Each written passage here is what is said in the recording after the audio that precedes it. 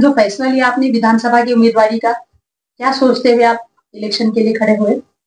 सबसे पहले तो मैं जनता को सलाम करूंगा, अस्सलाम वालेकुम रहमतुल्लाहि व बरकातहू। और तमाम जनता का शुक्रिया अदा करूंगा और आप न्यूज़ चैनल का शुक्रिया अदा करूंगा कि आपने हमें मौका दिया कि हमारी न्यूज़ आप तक पहुंच सके। हमारा मकसद ये है इलेक्शन लड़ने का। हाल ही में हमारे भाई का इंतकाल हुआ, तैयारी की। किन किन मुद्दों को लेकर आप इलेक्शन लड़ेंगे?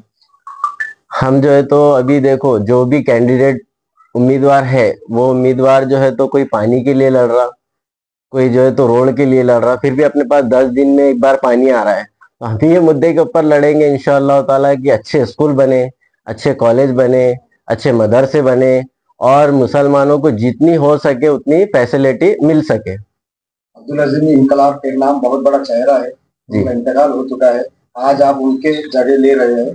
उन्होंने कैसे कैसे काम किए कौम और मिलत के लिए? अल्हम्दुलिल्लाह पूरी औरंगाबाद जानती है, पूरा महाराष्ट्र जानता है कि अब्दुल अजीम की कोई पोस्ट ना होते हुए भी अब्दुल अजीम ने वो काम किए जो खासदार नहीं करे, जो आमदार नहीं करे। अल्हम्दुलिल्लाह हमारे भाई ने वो काम करे।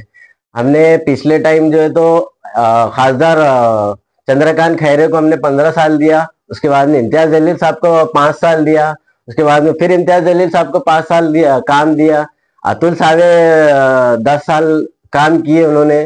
तो ये काम मुसलमानों के लिए किसी ने कुछ काम नहीं किया। तो अल्हम्दुलिल्लाह हम ये चाहते हैं कि कुछ अच्छे काम हो, मुसलमान कैंडिडेट जीत के आए तो कुछ ना कुछ अच्छे काम हो बोल के हमने उम्मीदवारी दाखिल की है। क्या आपको ऐसा लगता है कि आप आ सकते हैं जीत कर? अल्हम्दुलिल्लाह क्यों नहीं आ सकते, जनता हमारे साथ में है और हमने जनता से पहले ये राय ली थी। तो अल्हम्दुलिल्लाह भैया के कहने के ऊपर जनता ने हमें साथ भी दिया और कहा कि हम आपके साथ हैं, आप फॉर्म भरिए, इंशाअल्लाह हम आपको कामयाब करके दिखाएंगे। आपका नाम, आपकी निशानी और मतलब जनता का आह्वान क्या करेगा? मेरा नाम है शेख सद्दाम, मैं अब्दुल अजीम इनकलाब का छोटा भाई हूँ। मेरी निशानी है अल्हम्दुलिल्लाह अलमारी और बटन नंबर 25 है। हम जनता से यही अपील करेंगे कि हमें ज्यादा से ज्यादा वोट दे के जिताने की कोशिश करें।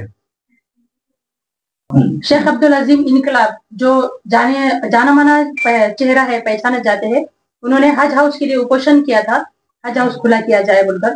पूरे शहर ने देखा उनका काम। तो आप क्या कहना चाहेंगे? ऐसे में शहर में बहुत सारे उम्मीदवार खड़े हैं, कहीं आपके खड़े रहने से वोटों का बंटवारा तो नहीं होगा? और ऐसे में अगर वोटों का बंटवारा होगा तो आपकी सीट कैसे आएगी? क्या आपका मानना है इस बारे में? देखो, वोट का तो बंटवारा तो हम ये सोचते हैं कि अभी तो खड़े रहने का सब अधिकार सबको है। हमारे खड़े रहने से, किसी और के खड़े रहने से ये वोट कटने का तो ये दिमाग से निकाल लेना चाहिए कि हम खड़े, सबको अल्लाह ने और संविधान में लिखा गया है कि सबको अधिकार है वोट देने का और खड़े रहने का। ठीक है, उस पे काम करेंगे कि आने वाले इलेक्शन में अगर हम जीत के आते, जनता हमें साथ दे। हम यही बार बार अपील करते हैं कि हमें हाथ जोड़ के आपसे अपील करते हैं कि हमें वोट दे, हमारे भैया को कामयाब करे और उनके रूह को कामयाब करे।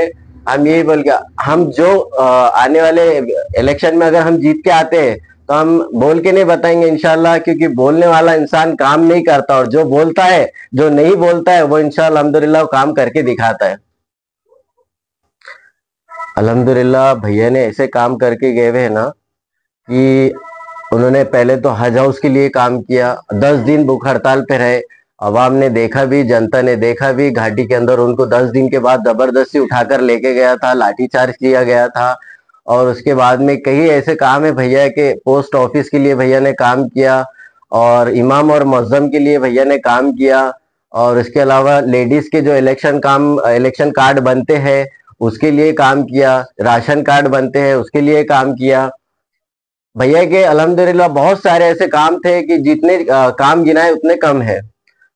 और औरंगाबाद की अच्छे से भैया को पहचान थी और जनता उनको बहुत लाइक करती थी। तो हम यही अपील करते हैं बार बार कि भैया की कामयाबी के लिए जो है तो वोट करिए। हमारी निशानी है अलमारी, बटन नंबर 25 है।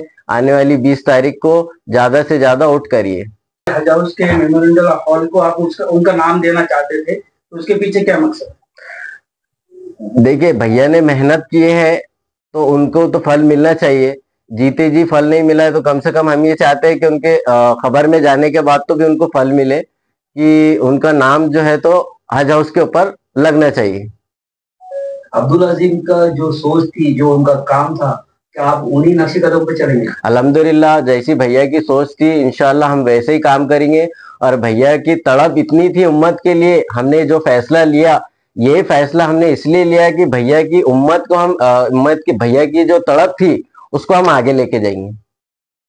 कि भैया ने ये सोचा है कि यार मेरी उम्मत कहीं ना कहीं खाली ना हो जाए, बल्कि हम वो चीज को आगे लेके जाएंगे। कंटिन्यू इंशाल्लाह वो काम करेंगे। अगरचे हम आमदार न बनते अल्लाह के करम से और अल्लाह के हुक्म से, अगर हम आमदार नहीं बनते तो इंशाल्लाह जो भी आमदार अगर बनता है तो हम उसके पास एक धरना डालेंगे, एक आंदोलन डालेंगे, और हमने जो वादे किए हैं इंशाअल्लाह ताला हम उसके पास जाएंगे। आमदार बनने के बाद जो भी आमदार बनता है तो उसको बोलेंगे कि आपको जनता ने जिता कर लाया है, हमें जो है तो स्कूल चाहिए मुस्लिम के लिए, और उसके बाद में जो है तो अच्छे मदरसे चाहिए, अच्छे कॉलेज चाहिए, और मुसलमानों को फैसिलिटी चाहिए। फक्त मुसलमानांसाठी काम करणार आहे?